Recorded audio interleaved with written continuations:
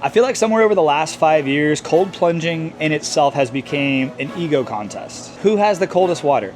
Who can stay in the longest? Who is mentally tougher? But here's the thing I've learned after using a cold plunge every single day for the last 5 years. If your cold plunge is making you more stressed than actually teaching your body how to recover from stress, you're definitely doing it wrong. And biologically, there's a reason for that. I think one of the biggest misunderstandings in health is that stress is bad. But it's not. Without stress, we never build muscle. Without stress, our bones get weaker. Without stress, our cardiovascular system gets weaker. And without stress, our brain actually becomes less adaptable. The scientific word is actually hormesis. Hormesis simply means a small dose of stress makes you stronger than before. The key word here is small. Too little and nothing changes. Too much and your body starts breaking down instead of adapting. Cold water is actually one of the best examples of hormesis. When we first step into cold water, our skin instantly detects there's a temperature change. Within milliseconds, millions of tiny skin receptors send that signal straight to our brain, and our sympathetic nervous system immediately responds. From here, our heart rate will start to rise, our blood vessels near our skin will start to tighten, and then blood from our extremities will start to move towards the core,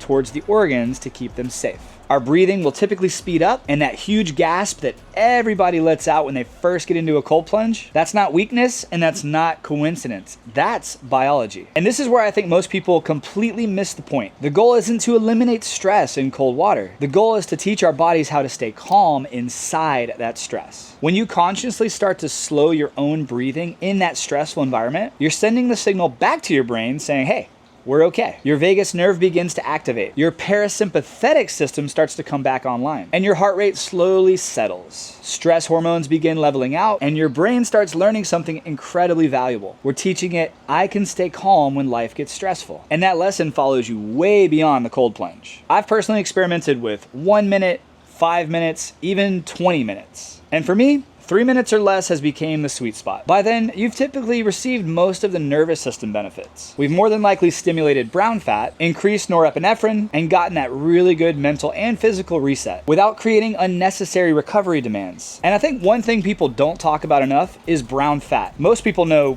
fat or white fat, and though we don't love how it looks, that's really just stored energy. But brown fat is completely different. Brown fat is metabolically active. It actually burns energy to create literal heat inside your body. And doing repeated cold exposure and cold plunges appears to increase brown fat activity. And over time, your body literally becomes better at generating heat from its own fat. And that's one reason why experienced cold plungers, people who do it every day and sometimes multiple times a day, often don't feel nearly as cold as beginners. We still will feel cold, but just not as cold as we did when we first started. My favorite biological response here in cold water is norepinephrine. I think this is my body's natural focus chemical, and cold exposure causes an enormous increase in this. And this chemical improves alertness. That's why before every filming day, like I'm doing today, I do a nice long cold plunge so I can be laser focused and alert. It increases alertness, focus, motivation, and even reduces some pain perception. That's one reason I almost never feel sluggish after a cold plunge. And that's one of the secret hacks to having a cold plunge. If you feel a little sluggish one day or you just feel off,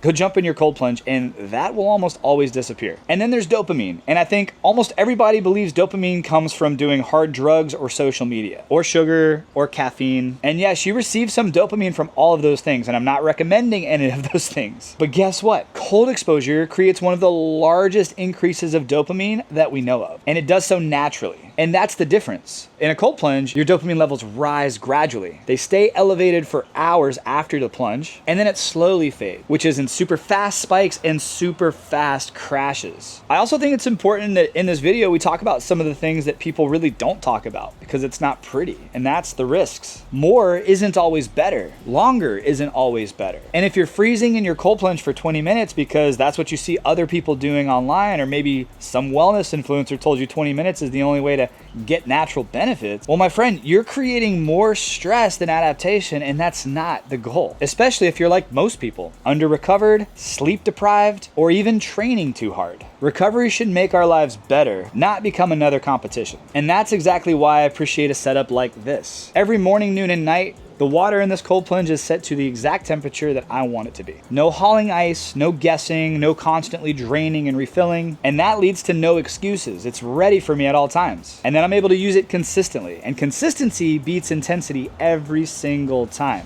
And then I pair it with heat. Jumping in the cold constricts my blood vessels, and then jumping in the sauna, I receive heat, and heat dilates them. Cold stimulates, heat relaxes. Cold wakes me up, heat teaches me to slow down. Together, they became one of the most valuable habits that I know of, and that's called contrast therapy, and I love doing it daily. And if you're new to my channel, hi, my name's David Moss Jr. I've reviewed hundreds of cold plunges and saunas over the past few years here on this channel, and when I talk about a product on my channel, it's because I have used it over and over and over again. This isn't tested over one weekend or just one session. My reviews and insights are based off of months of real world use, typically right here at my house. And if you're researching to get one for yourself, well, you might want to watch the full review and breakdown of the Nordic Recovery Cold Plunge, because I go over everything from getting it to setting it up to using it, and I talk about everything that I like and everything that I don't like. And after about 3 to 4 months of use, I think this is one worth considering. So if you're interested in one, I'll have a link and discount code down in the video description you can check out after the video. And hey, the video's actually over, so go check that out now.